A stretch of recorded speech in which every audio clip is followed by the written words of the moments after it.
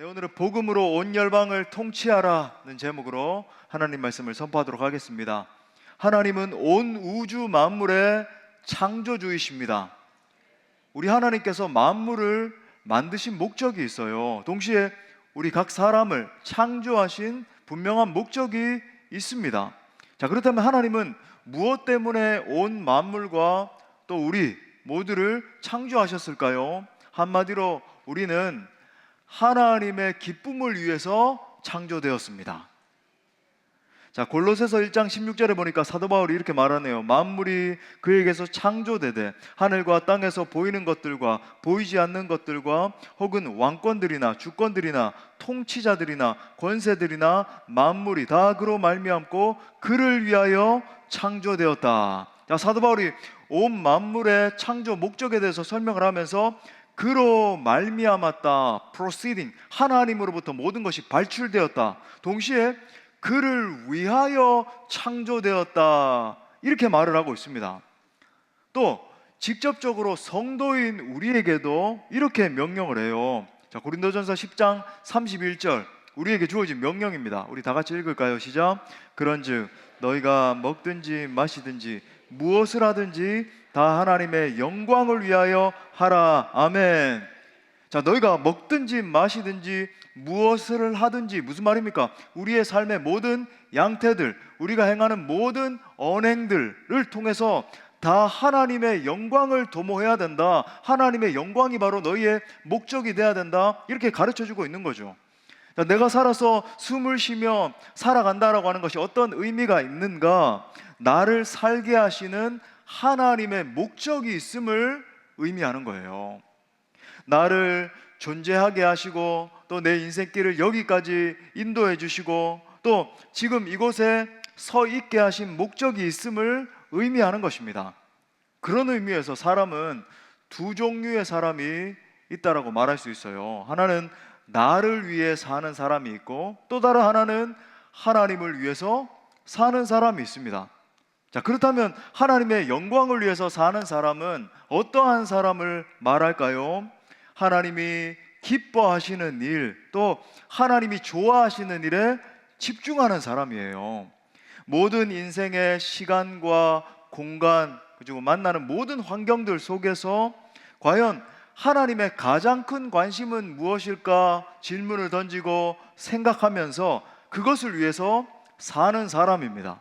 자, 그런 의미에서 오늘 우리는 이 본문 말씀을 통해서 하나님의 가장 궁극적인 관심이 무엇인지에 대해서 함께 상고해 보고자 합니다. 그래서 우리 모두가 정말 이 소중한 인생인데 이 인생을 헛된 것들을 위해서 낭비하지 않고 정말 하나님이 가장 기뻐하시는 소원을 이루어 드리는 것에 집중하는 인생들이 되기를 원합니다. 말씀을 통해서 오직 하나님의 목적에 집중하는 인생들로 세워짐으로 말미암아 일평생 하나님께 최고의 영광을 올려드리는 주의 자녀들 다 되시기를 축복합니다.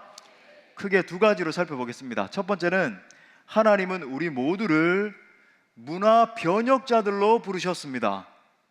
우리 한번 따라할까요? 하나님은 우리 모두를 문화 변혁자들로 부르셨다. 듣기 참 좋네요.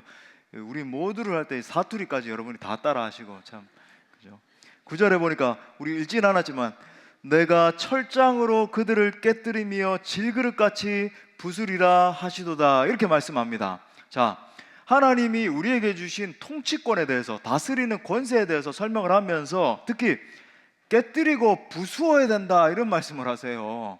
이야, 이거 굉장히 파격적인 말씀을 하시네. 자, 그러면 무엇을 깨뜨리고 박살을 내야 되는가? 무엇보다 이 세상의 타락한 문화를 깨뜨리고 그것을 하나님 나라의 문화로 전복시켜야 됨에 대해서 지금 이야기를 하고 있는 것입니다. 자, 이 같은 우리의 사명에 대해서, 우리에게 주어진 이 사명에 대해서 사도 베드로도 이렇게 말을 해요. 베드로전서 2장 9절 상반에 보니까 이걸 그냥 이렇게 좋은 말들만 나열한 게 아닙니다. 잘 보세요. 그러나 너희는 택하신 족속이다. 아하, 12지파가 생각나죠. 너희는 택하신 족속들이다. 또 왕같은 제사장들이다. 이 표현도 독특하죠. 제사장인데 왕같다라고, 왕같은 존재다, 이렇게 말하는 거죠. 또 거룩한 나라이고 너희는 공동체성을 가진 지체들이다. 또 그의 소유가 된 백성이니 그 공동체의 소유가 하나님께 있다. 하나님께 소유권이 있다. 이렇게 말을 하고 있는 거죠. 자, 여기서 우리가 주목할 표현이 왕 같은 제사장이라는 표현인데, 이 표현이 굉장히 독특하잖아요. 왕, 제사장, 선지자 이 삼중직을 의미하는 것인가? 근데 왜 하필이면 왕 같은 제사장 이걸 같이 붙여가지고 설명을 하지? 이건 우리에게 주어진 왕과 같은 그 권세가 있는데, 그 권세를 사용해서 온 세상 가운데 하나님이 통치하시는 나라인 하나님 나라를 건설하라는 사명에 대한 내용입니다. 그러니까 소극적인 자세를 가지고 세상 문화가 정말 거세잖아요. 이 세상 문화 조류가 막 거세게 몰려올 때 이 문화에 잠식당하고 전복당해서 억지로 살아내고, 야, 세상 문화 정말 어렵네, 이렇게 사는 존재들이 아니라 적극적인 태도로, 그죠? 하나님 앞에 부르심을 받은 왕과 같은 제사장의 이 태도를 가지고 문화를 변혁시키는 자들이 되어야 한다는 말입니다. 이것에 대해서 제가 종종 여러분에게 주지시켜 드리잖아요. 요한 켈빈이, 종교개혁자 존 켈빈이 문화 변혁자로서의 그리스도인이라는 개념을 썼습니다. 이거 아주 중요한 개념이거든요. 우리 한번 따라해 보겠습니다. 문화 변혁자로서의 그리스도인. 우리는 예수 그리스도와 연합된 존재, 그리스도인이 되었는데, 이 그리스도인은 그냥 나중에 예수 믿고 뭐 죽으면 천국까지 이 정도의 존재가 아니라, 우리가 당면한 살아가는 모든 문화를 예수 그리스도의 문화로 전복시키는, 문화를 변혁시키는 존재들이다 라고 하는 것입니다.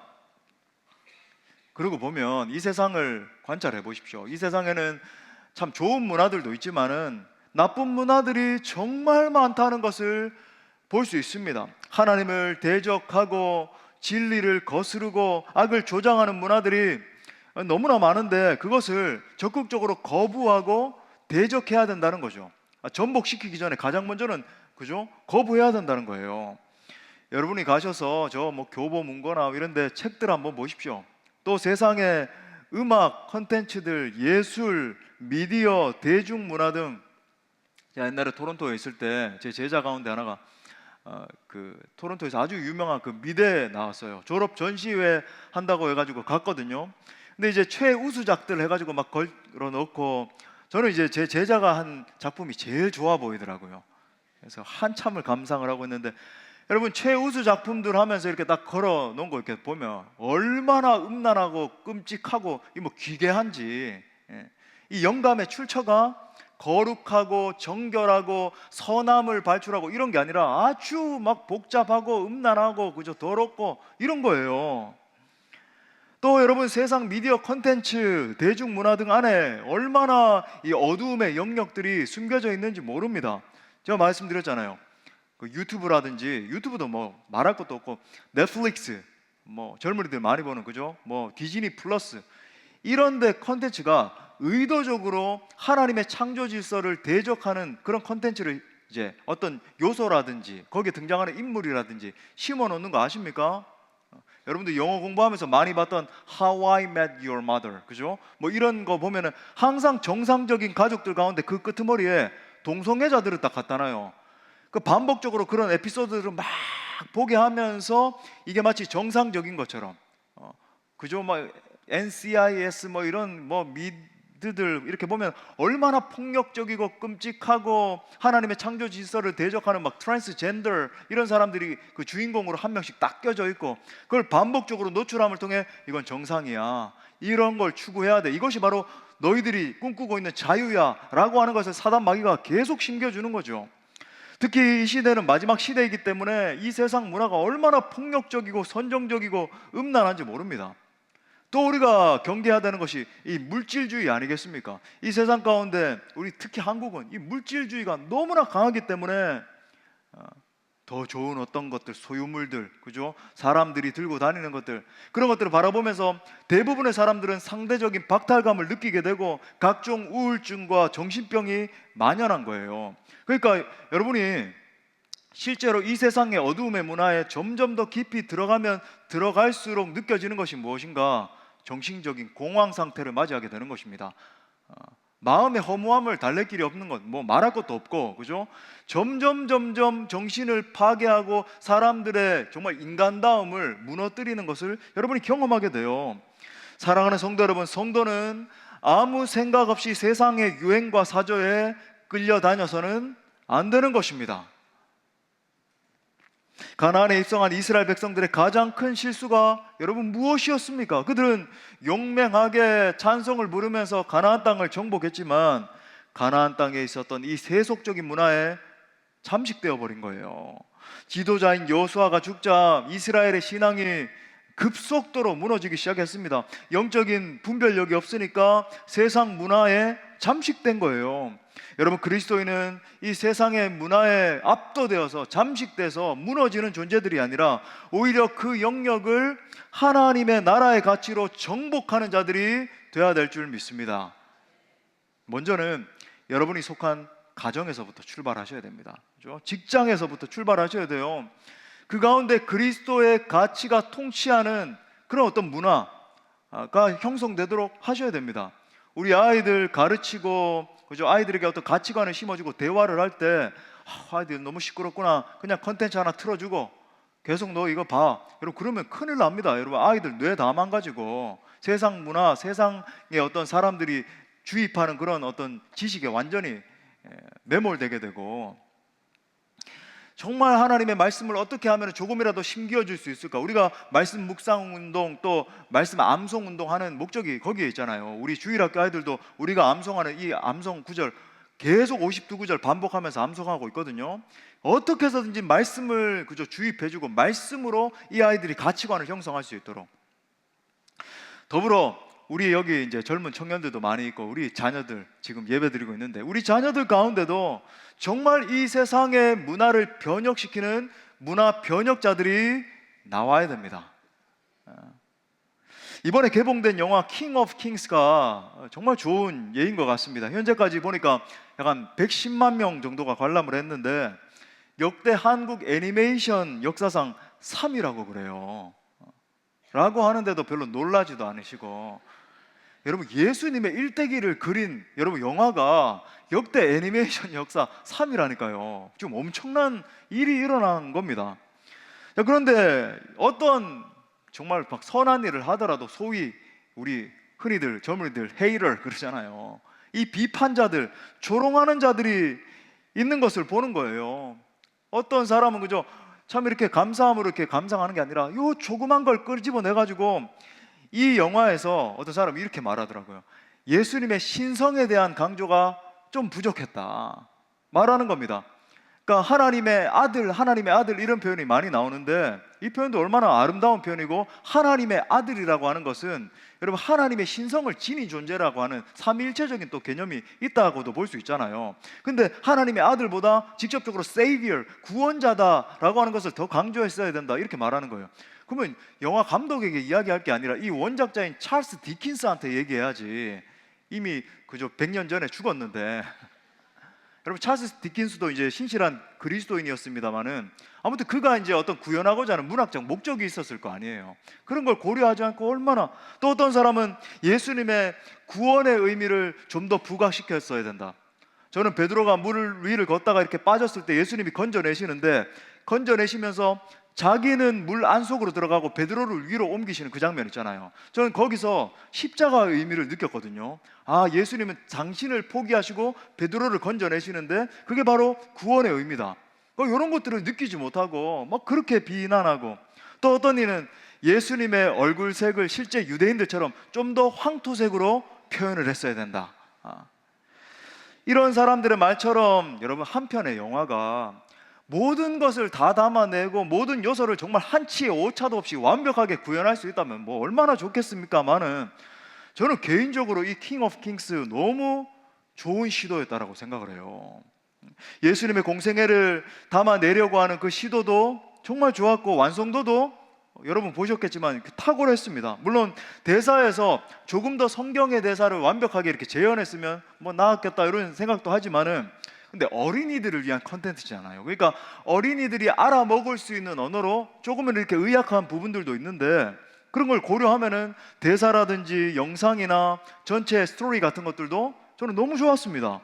보는 가운데 제 안에 드는 생각이, 다음 세대 아이들에게 예수님의 이 복음을 직접적으로 좀 보여줄 수 있는 콘텐츠가 없었는데 너무 좋다. 이거 다음 세대 아이들을 복음화 시킬 수 있는 정말 좋은 도구가 되겠구나. 저는 이런 생각이 들었어요. 이처럼 어떤 누군가가 앞장서서 열심히 한다면은 비판자가 되고 막 조그만 꼬투리를 잡아서 이게 또 문제고 이렇게 해서 끄집어 내리는 것이 아니라 격려자가 돼서, 그죠? 칭찬한다면, 그죠? 더 잘할 수 있도록 도와주면 더 이렇게 잘할 수 있는 거예요. 이번 콘텐츠만이 아니라 또 다른 콘텐츠가 나올 수도 있고. 그래야 여러분 다음 세대 지도자들이 용기를 가지고 꿈을 꿀 수 있는 것입니다. 지금 젊은이들이, 지금 금요일에도 말씀드렸지만, 왜 여러분 꿈을 잃고 회사 같은 데 들어가서 회사 못 다니겠다는 거예요. 기존에 있는 분들이 너무나 이렇게 요구하는 것들이, 여러분 좀 이 젊은이들 가운데 있는 특징들이 있잖아요. 창의적이고, 그죠? 막 도전 정신이 있고, 그런 것들을 조금 인정해주고 포용해주면서 격려해주면서 일어설 수 있도록 붙잡아주면 더 잘할 텐데, 그죠? 그걸 뭐 꺾으려고 하는 겁니다. 여러분, 우리 정말 한국교회 문화가 바뀌었으면 좋겠어요. 오늘날 한국교회 참 좋은 격려자들이 점점 사라지는 것 같은데, 우리는, 그죠? 다음 세대 아이들을 바라보면서 또 이렇게 열심히 하려고 하는 사람들을 바라보면서 격려하고 칭찬해주고 지지해주고, 그렇게 하면 여러분 더 잘하게 될 줄 믿습니다. 저는 그런 의미에서 우리 교회 사랑하는 지체들이 정말 담대한 문화 변혁자들이 될 수 있기를 간절히 기도해요. 여러분 한 분 한 분이 여러분 각자 처한 영역 가운데서, 또 우리 다음 세대 아이들 가운데서도 이 세상의 타락한 문화를 하나님의 거룩한 문화로 변혁시키는 이들이 많이 나올 수 있기를 기도합니다. 탁월한 정치인도 나오고 경제인도 나오고 또 음악인도 나오고, 또 이번 경우처럼 뭐 예술, 그죠? 음악, 뭐 영상 이런 감독들도 나오고, 또 멋진 어떤 뭐 디자이너나 건축 디자이너 이런 분들, 저는 요즘 뭐 유현준 교수님 아주 뭐 탁월하시더라고요. 그분 또 교회 집사님이시고, 근데 창의력을 발휘해서 지금 한국을 선도하고 교회들도 몇 군데 이렇게 디자인하시기도 하고, 뭐 그런 분들도 나와야 되고, 창의적인 과학자도 나오고, 또 사람을 고치는 의사도 나와야 됩니다. 단순히 뭐 우리가 생각했을 때 돈 많이 벌고 이 사회에서 뭐 위세를 떨치고 이런 사람이 많이 나와야 된다는 말이 아니라, 정말 이 세상 안에서 하나님의 거룩한 통치를 이루어갈 사람이 필요한 것입니다. 그리고 여러분 그 일들이 일어날 수 있도록 기도해야 되는 거예요. 갈렙이 헤브론 땅을 바라보면서 이 산지를 내게 주셔서 기도했지 않습니까? 여러분 이 기도가 바로 그 기도예요. 우리가 속한 영역 가운데 하나님, 이 나라와 이 영역이 하나님이 다스리시는 거룩한 영역이 되게 하여 주옵소서. 저를 이 영역 가운데 보내주신 하나님, 저의 사역을 통해서 이 영역에서 하나님의 사랑과 은혜가 증거되게 하여 주옵소서. 기도해야 된단 말이죠. 이것이 바로 아브라함 카이퍼가 말한 영역 주권을 이루는 삶인 것입니다. 저는 여러분 모두가 이 타락한 세상 한가운데 서서, 그죠? 이 바벨론 땅 한가운데 서서 다니엘처럼 대결하는 거예요. 하나님의 다스리심을 올곧게 선포하는 주의 권속들 되시기를 축복합니다. 자, 두 번째로, 하나님은 우리가 복음을 전파하여 열방의 통치자들로 서기를 원하십니다. 또 따라 할까요? 복음을 전파하여 열방의 통치자들로 서기를 원하신다. 자, 우리를 너는 내 아들이라 당신의 자녀로 부르신 그 하나님께서 우리에게 뭐라고 말씀하십니까? 우리 오늘 읽은 8절 우리 다 같이 다시 한번 읽어보겠습니다. 시작. 내게 구하라. 내가 이방 나라를 내 유업으로 주리니 내 소유가. 아멘. 여러분 우리가 복음을 전해야 되는 이유가 무엇입니까? 왜 우리에게 열방을 유업으로 주신다라고 말씀을 하십니까? 그거는 온 땅 가운데 주의 복음을 증거함을 통해서 모든 족속이 주님 앞으로 돌아오게 하는 것이 하나님이 우리에게 주신 유업이라고 하는 말이에요. 목사님, 우리에게 주신 유업은 단순히 우리가 보내진 그 영역만, 우리 어떤 직업군에서 돈 벌고 뭐 자식들 키우고 그것만 아닙니까? 아니라고 하는 거죠. 온 열방을 바라보면서 그 온 열방 가운데 나아가 복음을 전함을 통해서, 그죠? 열방이 주를 보게 하는 것이 우리에게 주신 궁극적인 유업이라고 말씀을 하는 것입니다.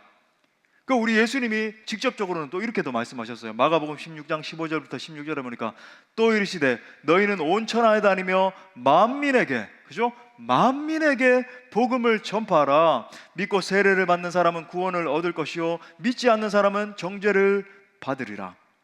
여러분 정말 하나님의 영광을 위해서 살길 원하십니까? 그렇다면 여러분 하나님이 정말 기뻐하시는 생명 살리는 일에 우리가 헌신해야 된다는 거예요. 교회는 이 일을 위해서 세워진 기관입니다. 물론 교회에는 예배, 의무, 교육, 봉사, 교제 등의 의무도 있지만은 교회의 궁극적인 목적은 전도와 선교예요. 왜 그렇습니까? 전도와 선교를 해야지만 예배하지 않는 자들이 예배하잖아요. 예배가 궁극적 가치인데 우리가 저 천성에 가서도 영원토록 할 것은 예배인데, 하지만 여러분 예배하지 않는 자들을 예배하게 만드는 비결이 뭐예요? 전도하고 선교하는 것입니다. 그래야 그들이 예배하죠. 우리도 그렇게 누군가를 통해서, 부모님을 통해서 왔더라도 누군가를 통해서 전도되었기 때문에 이 자리에 앉아서 예배하는 것 아니겠습니까? 신학자 칼 바르트의 유명한 말이 있습니다. 교회가 선교를 하지 않으면 많은 것들 중에 한 가지를 하지 않는 것이 아니라 나머지 하는 모든 것이 아무런 의미가 없습니다. 특별히 오늘 하나님의 강조점이 어디에 있는지를 여러분 유심히 보십시오. 내게 구하라. 내가 뭘 주신대요? 이방 나라를 내 유업으로 주리니. 이방 나라를, 옛날 개역 한글 성경에서는 그죠? 열방을 너의 유업으로 주리니. 열방을. 사랑하는 여러분, 하나님은 열방의 하나님이십니다. God of all nations, 그죠? 열방의 하나님, 나만의 하나님 아니에요. 내 가족만을 위한 하나님 아닙니다. 아니면 우리 공동체만을 위한 하나님도 아니에요. 우리가 믿는 하나님은 온 열방의 하나님이십니다. 예루살렘 교회와 안디옥 교회의 차이에 대해서 우리가 사도행전 강해하면서 우리가 명확하게 배웠잖아요. 예루살렘 교회는 처음 시작된 교회였지만 그 한계가 너무나 분명했습니다. 지교회 내부에서는 급속한 부흥이 일어났지만 예루살렘 교회는 오로지 자기 지역과 자기 주변에만 머물러 있었습니다. 열방을 향한 하나님의 마음을 바라볼 줄 모르는 교회였어요. 결국 하나님의 이 섭리적인 허용하심을 통해서 예루살렘 교회의 대핍박이 불어닥침을 통해서 그 결과 성도들이 반강제적으로 완전히 흩어져 버리는 결과가 초래되잖아요. 하나님 그렇게 하세요. 우리끼리만 좋고 우리끼리만 점점 더 잘 되고. 하나님 그거 원하시는 거 아니다. 너희 공동체에 복을 주시는 이유가 있는데, 그죠? 그게 안 되면 흩으시는 거죠. 그래서 나중에 사도 베드로가 편지를 쓰면서, 베드로전서 시작하면서 저 갑바도기아에 있는 성도들, 본도에 있는 성도들, 길리기아에 있는 성도들, 그래서 흩어진 성도들에게 편지를 쓰는 것 아닙니까? 영적으로 볼 때 여러분 선교의 큰 일을 위해서 하나님은 흩으시는 거예요. 자, 반대로 안디옥 교회는 적극적으로 선교하는 교회 아니었습니까? 우리가 공부한 것처럼 사도행전 13장 이후로부터는 역사의 무대가 안디옥 교회로 완전히 대전환이 일어납니다. 안디옥 교회는 어떠한 교회였나요? 예배가 살아있는 교회였고 적극적으로 선교사들을 파송하는 교회였고 또 더불어 선교적 사명의 모든 것을 거는 교회였습니다. 우리가 그냥 이렇게 많이들 흔히들 이야기하는 것처럼 선교의 전초기지가 되길 원합니다. 근데 그 언어가 직접적으로 구현된 곳이 안디옥 교회였어요. 사도행전 끝나는 그 순간까지 계속 1차, 2차, 3차, 4차 전도 여행을 통해서 사도 바울뿐만 아니라 계속 선교사들을 파송하고 와서 다시 이제 선교사들이 힘을 얻고 전초 기지와 같이 하나님이 사도행전이 마무리되는 순간까지 안디옥 교회에 복을 주시고 또 안디옥 교회로 하여금 세계 선교의 사명을 잘 감당할 수 있도록 더 큰 힘을 더하여 주셨던 것입니다. 자, 그런 의미에서 우리가 하나님의 영광을 위한 삶을 위해서 가장 우선적인 태도가 있다라고 한다면 그것은 우리의 관심이 넓어지는 것입니다. 온 열방을 선교하시는 하나님의 비전을 볼 수 있어야 된다는 말이죠. 우리가 세계로 눈을 돌리면 세계 열방이 얼마나 넓다라고 하는 것을 느끼게 됩니다. 현재 세계 국가들의 숫자는 249개국가가 있고 언어가 7,102개 언어가 사용되고 있습니다. 영어 공부만 해서는 안 되는 것 같아요. 7,102개. 또 249개의 나라 가운데 살고 있는 종족은 우리 많이 기도해서 알잖아요. 24,000개 종족들로 보고되고 있는데, 이 문제가 뭐냐면 세계 인구가 급속도로 지금 증가하고 있다는 거죠. 예수님 당시의 인구가 1억 6천만 명 정도로 추산을 하는데, 현재는 여러분 아시죠? 82억 명이 살고 있습니다. 지금 뭐 얼마 되지도 않았는데 2000년에 60억 그랬어요. 25년 전이잖아요.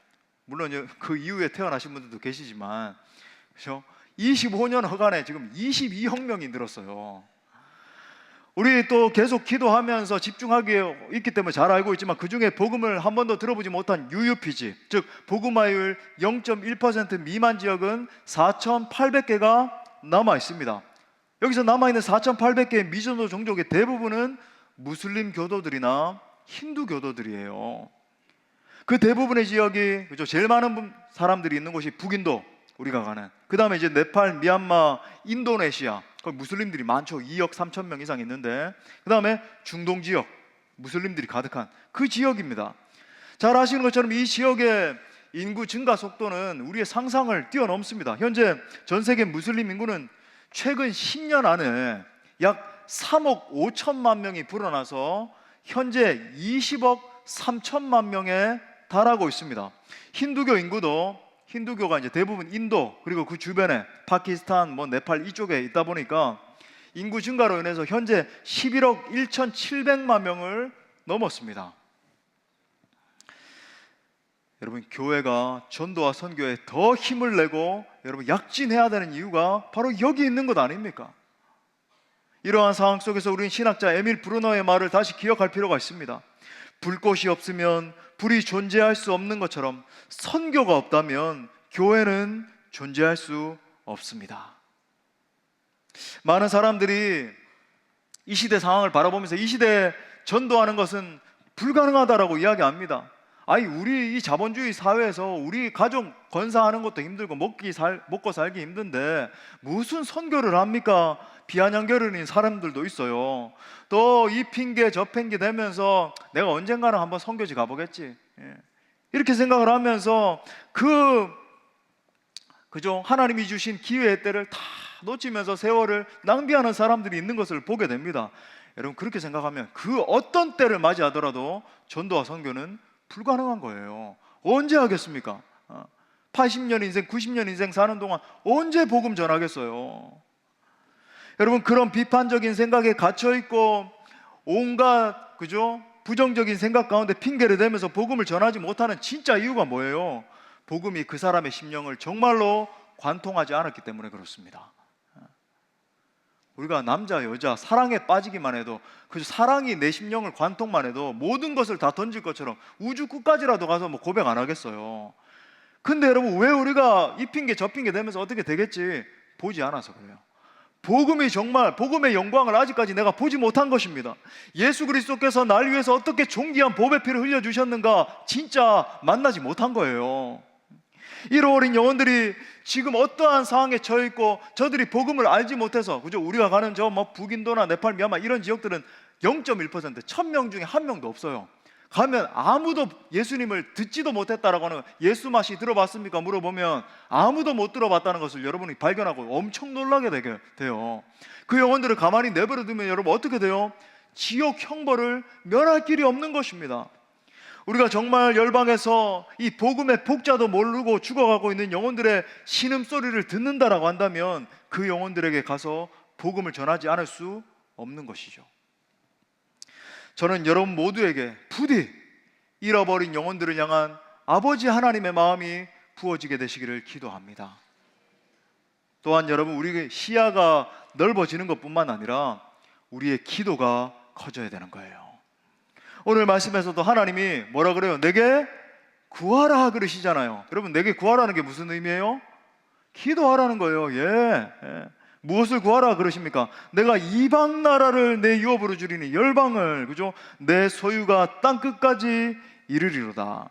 의도적으로 우리의 시각을 넓히고 온 열방을 복음으로 변화시키기 위해서 내게 구하라, 기도하라 하는 말씀이에요. 재미있는 말이 있잖아요. 세계를 위해 기도하는 사람은 세계적인 사람이고, 한국을 위해 기도하는 사람은 한국적인 사람이고, 자신만을 위해 기도하는 사람은 쪼잔한 사람이다.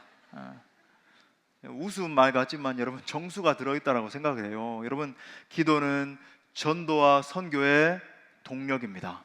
승리하는 삶이 무릎의 삶에서 결판 나는 것처럼 전도와 선교의 성패는 기도의 깊이에 달려있다라고 해도 과언이 아니에요. 인생도 사역도 다 기도에서 결판 나는 것입니다. 이번 선교 우리 팀들 이제 가고 하는데 기도하잖아요. 승리의 관건이 어디 있다고요? 여러분의 기도의 넓이와 깊이에 달려있는 것입니다. 저는 이 시대 성도들에게 절대적으로 필요한 것 중에 하나가 영권 회복이라고 생각해요. 사탄 마귀가 빼앗아가고 이 세상의 조류가 삼켜버린 이 성도의 영적 권세, 막 이 세상 유튜브 막 나오는 사람들의 그 강연들 들으면서 그래, 내 노후가 더 평안하려면 내가 그래 저거 소유해야지, 저 사람 참 지혜롭네, 여기에 잠식돼가지고 성도에게 주신 하나님 그 영적 엄청난 권세가 있는데 그걸 다 잃어버린지도 모르고 하루 종일 넷플릭스 보고 그죠, 디즈니 플러스 보고 그죠, 야구 경기 무슨 축구 경기 손흥민이 어디 갔다더라. 목사님 어떻게 아십니까? 그건 알죠. 손흥민이 어디 갔는지는. 성도의 영적 권세를 회복해야 된다. 여러분, 진짜 영적 권세 회복이 무엇인가? 하나님의 자녀가 기도하면서 전진하는 것입니다. 저 열방에서 그저 복음을 몰라서 죽어가고 있는 그 영혼들을 바라보시면서 주여, 저 영혼들이 복음을 모르는데 내가 가서 전할 때에 예수 그리스도의 이름이 담대히 증거되게 하여 주옵소서. 사단이 번개와 같이 그저 떨어지는 것을 보는 것이죠. 불가능이 가능으로 바뀌는 역사가 일어나고 복음이 그들 가운데 증거된다. 이런 설교를 들을 때 또 이런 또 염세적인 어떤 생각이 들지도 모르겠어요. 아니, 우리가 무슨 수로 남아있는 4,800개의 미전도 종족을 복음화 시킨단 말이야. 한국교회가 이렇게 쇠락하고 있고 힘을 잃어가고 있는데 우리가 저 지방에 가가지고 복음을 전한다고 뭔가 막 큰 변화가 일어날 수 있겠어? 우리 교회는 하나의 이렇게 수원에 있는 지교회일 뿐인데 우리 교회가 뭐 선교에 그렇게 발벗고 나서고 기도한다라고 해서 선교 지형에 무슨 큰 변화가 일어날 수 있겠어? 하지만 여러분, 이러한 생각은 우리가 믿는 하나님이 어떠한 분이신 것을 알지 못해서 하는 생각이죠. 사랑하는 여러분, 우리가 믿는 하나님은 전능하신 하나님이십니다. 병든 자를 고치시고 죽은 자도 살리시고 없는 것을 있는 것처럼 부르시는 분이세요. 하나님이 행하시면 불가능이 가능으로 바뀐다는 것을 우리 공동체 전부가 이미 보고 있잖아요. 그죠? 눈물 골짜기를 통과하던 우리 공동체에 하나님이 복을 회복시켜 주시자 기쁨의 찬송으로 모든 것이 뒤바뀌는 것을 우리가 경험하고 있지 않습니까? 우리는 예수 그리스도 안에 있기 때문에 우리에게 주신 이 영적 권세를 발휘해야 되는 거죠. 예수 안에 있는 우리는, 제가 이런 말씀 종종 드리잖아요. 마치 이 세상 안에 고립돼서 살고 있는 것처럼 보여요. 아웅다웅 이 세상 가운데 고여 있는 것. 근데 여러분, 우리는 영적인 눈으로 모든 걸 바라볼 수 있어야 돼요. Over the world. 우리는 이 세상을 초월한 존재들인 거예요. 그렇기 때문에 공중권세 잡은 마귀 사탄이 와서 우리를 뒤흔들려고 하고 넘어뜨리려고 하고 너희를 통해서 무슨 복음이 증거된다고 비아냥거린다 할지라도 속아서는 안 되는 것입니다. 여러분, 우리의 신분에 대한 예수님의 선언을 여러분 다시 한번 들어보세요. 누가복음 10장 19절 우리 다 같이 선포하면서 읽어볼까요?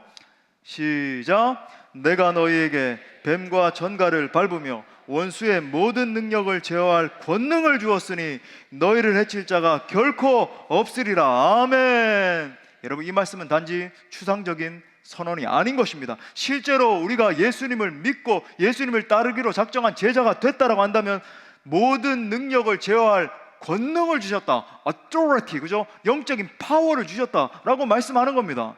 그렇기 때문에 우리는 하나님의 자녀로서 우리에게 주신 자녀로서의 권세를 선포하면서 앞을 향해 전진해 나아가야 된단 말이죠. 무엇을 위해서 기도하면서 나가야 됩니까? 이 민족과 온 열방에 있는 저 슬픔 가운데 죽어가고 있는 저 영혼들이 주 예수 그리스도 앞에 돌아와서 무릎을 꿇는 거예요. 회개하고 예수님 믿고 예수님의 제자가 되기로 결정하는 것, 그것을 위해서 기도해야 되죠. 디모데전서 2장 4절에서도 말씀합니다. 하나님은 모든 사람이 구원을 받으며 진리를 아는 데 이르기를 원하시느니라. 이 하나님의 확고한 의지, 하나님의 마음을 안다라고 한다면 우리를 통해서 성취될 수 있도록 힘있게 기도해야 되는 것입니다. 우리가 우리에게 주어진 영적인 권세를 사용해서 기도하기 시작할 때 우리를 통해서 이 놀라운 말씀이 실제로 구현되는 것을 보게 될 거예요.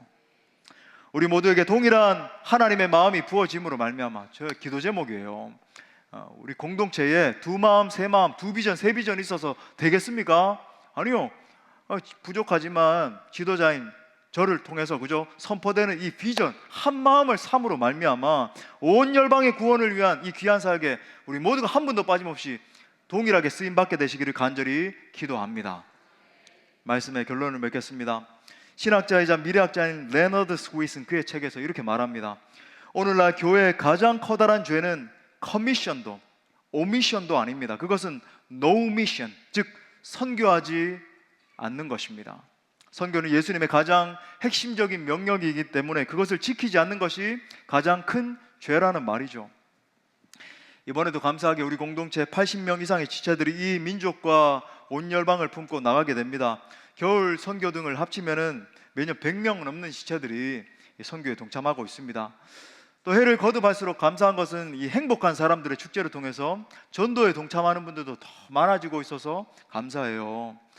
물론 이번에도 이제 정말 가고 싶은데 몸이 불편하거나 또 연세 많으신 우리 분들 동참하지 못하지만 기도로 함께 하십니다. 특히 이번에 이제 상주, 통영, 태국 등의 선교를 가시는 지체들을 위해서 여러분 정말 많이 기도해 주시기 바랍니다. 동시에 또 선교 가는 지체들을 바라보면서 내년에는 더 많은 분들이 마음을 샀으면 좋겠어요. 그러니까 보내는 선교사로서만 사역 감당하는 게 아니라 내가 저 열방의 끝을 밟아야 되겠다. 가서 함께 전하는 것이죠. 하나님은 당신의 마음을 품은 사람과 공동체를 축복해 주십니다. 전도하면 축복받고 축복받으면 더 그 힘으로 그죠? 전도하고 선교해야 되는 것이죠. 아무쪼록 우리 모든 지체들 가운데 잃어버린 영혼들을 향한 하나님의 마음이 임함으로 말미암아 전도와 선교의 비전에 놀랍게 쓰임받는 모두가 되시기를 간절히 축원합니다. 우리 말씀을 주신 하나님께 영광의 박수 올려드리겠습니다. 다 같이 일어나셔서 함께 찬양하고 기도합시다. 우리 하나님의 마음으로 우리 찬양합시다. 주님 나를 택하사 주님 나를 택하사 잃어버린 자에게 아버지의 사랑을 나누게 하시네. 어두움을 밝히며 차가운 마음 녹이는 진리에 비춰나게 하소서. 한 번 더 우리 하나님의 마음으로 주님 나를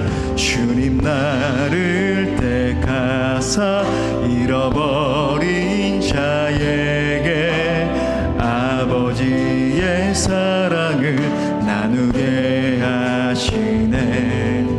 어둠을 밝히며 차가운 마음 녹이는 진리에 비춰나게 하소서. 아멘. 보내소서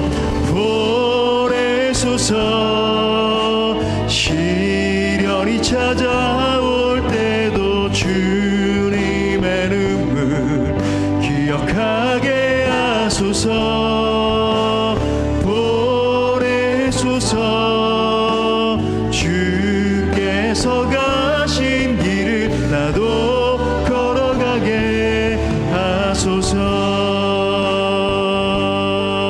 성령으로 임하여 주옵소서. 주님 성령으로 임하사 소망 없는 자의 생명의 그 말씀을 전하게 하시네.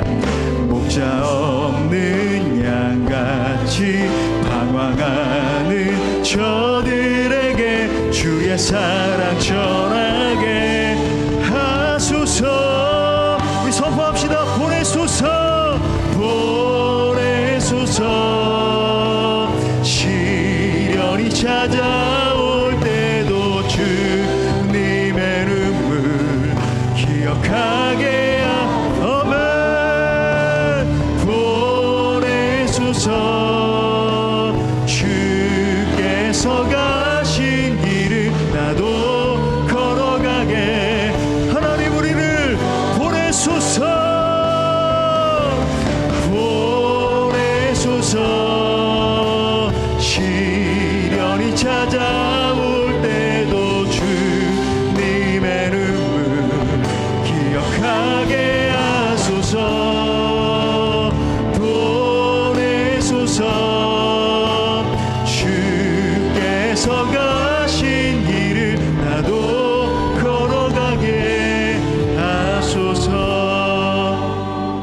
시간에 우리 말씀 붙들고 함께 기도할 때 가장 먼저 내게 생명 주신 주님의 영광을 위해서 우리 살겠다고 결단하며 기도합시다.